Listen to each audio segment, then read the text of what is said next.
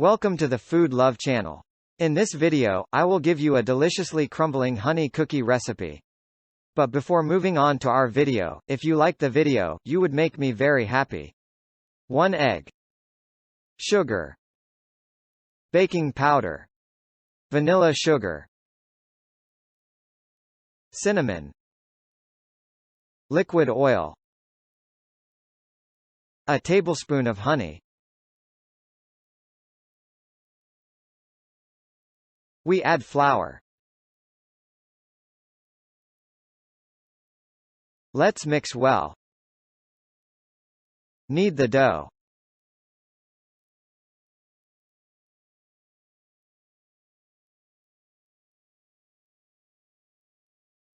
You can apply egg yolk on it.